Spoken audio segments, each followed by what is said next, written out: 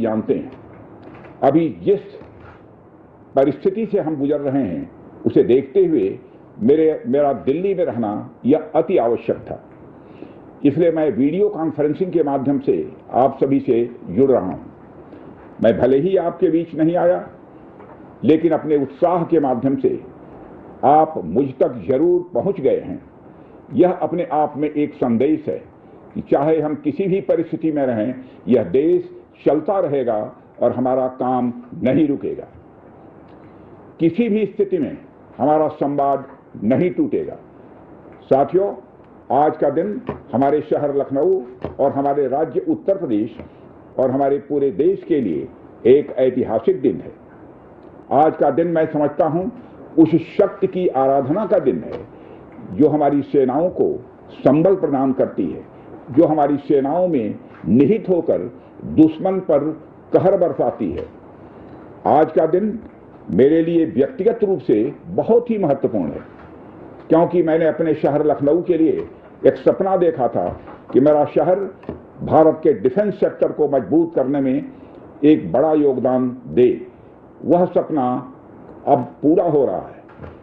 साथियों, BrahMos integration and testing facility का उद्घाटन इसलिए भी महत्व रखता है क्योंकि आज का दिन बहुत ही खास है। आप सब तो जानते ही हैं कि आज नेशनल टेक्नोलॉजी डे है। आज ही के दिन 1998 में श्रद्धेय अटल बिहारी वाजपेयी जी के नेतृत्व में हमारे वैज्ञानिकों ने पोखरण में परमाणु परीक्षण करके दुनिया को भारत की ताकत दिखाई थी। और वह परीक्षण हमारे साइंटिस्ट, इंजीनियर्स, डिफेंस पर्सनल और कई अन्य स्टेक होल्डर्स के अथक प्रयासों का ही परिणाम था। यह हमारे वैज्ञानिकों तथा इंजीनियर्स को मान्यता देने, उनको रिकॉग्नाइज करने और उनके कंट्रीब्यूशन को एक्नॉलेज करने का दिन है। मुझे अच्छी तरह याद है, जब मैंने इसका शिलान्यास किया था, उस समय माननीय मुख्यमंत्री श्री योगी आदित्यनाथ जी भी थे। उस दौरान मैंने यह इच्छा जाहिर की थी कि जितनी जल्दी हो सके इस प्रोजेक्ट को पूरा कर लिया जाए। और मुझे यह देखकर बेहद खुशी हुई कि आप लोगों ने मेरी भावनाओं का सम्मान रखा और महज 40 महीने में इस प्रोजेक्ट को पूरा करके दिखाया। आज हमारे आसपास जैसी परिस्थितियां हैं, उसे देखते हुए यह बेहद जरूरी हो जाता है कि हम अपने लक्ष्यों को ऐसे ही समयबद्ध तरीके से पूरा करते रहें। इस मौके पर मैं उत्तर प्रदेश के माननीय मुख्यमंत्री श्री योगी आदित्यनाथ जी का विशेष आभार प्रकट करता हूं। यदि इतने कम समय में ब्रह्मोस की इंटीग्रेशन एंड टेस्टिंग फैसिलिटी की स्थापना हो सकी, तो इसके पीछे योगी जी का बहुत बड़ा योगदान है। मैं डीआरडीओ, हमारे वैज्ञानिक, हमारे इंजीनियर्स और इस प्रोजेक्ट से जुड़े हर व्यक्ति और संस्था को मैं हृदय से बधाई देता हूं। आप लोगों ने दिन रात मेहनत करके इस इंटीग्रेशन एंड टेस्टिंग फैसिलिटी को खड़ा किया है। देश भर के वैज्ञानिक, इंजीनियर्स और युवाओं का योगदान हमें इस फैसिलिटी सेंटर में देखने को मिलेगा। मैं आपकी मेहनत और लगन को नमन करता हूं। साथियों, हमारी सरकार जब उत्तर प्रदेश में डिफेंस कॉरिडोर के विजन को लेकर आगे बढ़ी थी, तो उस समय हमारे सामने अनेक बड़े लक्ष्य थे। उन तमाम लक्ष्यों में से हमारा एक उद्देश्य यह भी था कि हम उत्तर प्रदेश को एक बार फिर देश के प्रोडक्शन सेंटर के रूप में डेवलप करें। यूपी डिफेंस कॉरिडोर लखनऊ सहित कानपुर, झांसी, चित्रकूट, आगरा और अलीगढ़ से होकर गुजरता है और ये सभी नोड्स आने वाले समय में विकास के नए केंद्र बनकर उभरेंगे। साथियों, एक उदाहरण मैं आपके सामने रखूं तो आप में से बहुत लोगों को पता होगा कि एक समय कानपुर और आसपास का क्षेत्र प्रोडक्ट्स की मैन्युफैक्चरिंग के लिए जाना जाता था। आर्थिक रूप से यह क्षेत्र बहुत ही समृद्ध था। इसे मैनचेस्टर ऑफ द ईस्ट कहा जाता था।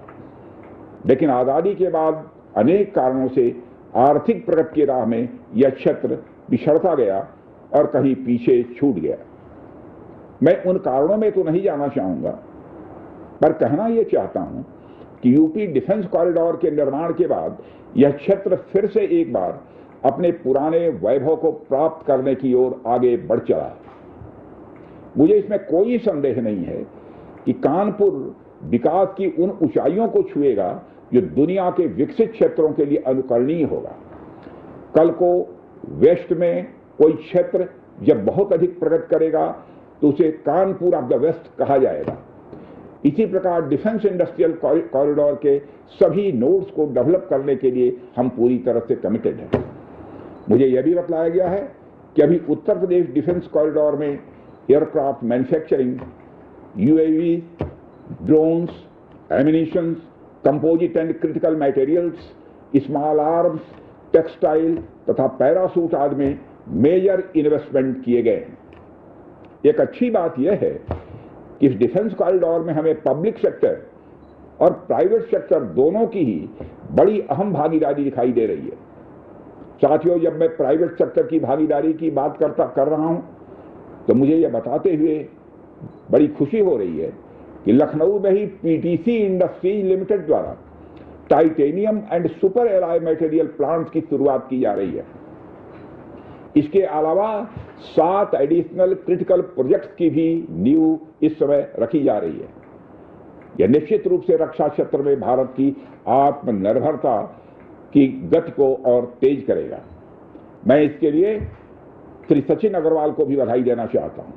हमारा सपना है कि उत्तर प्रदेश दुनिया के टॉप डिफेंस प्रोडक्शन और एक्सपोर्ट डेस्टिनेशन के रूप में जाना जाए। आज जो ब्रह्मोस फैसिलिटी शुरू हो रही है, मैं समझता हूं वह यूपी। श्री सचिन अग्रवाल को भी बधाई देना चाहता हूं।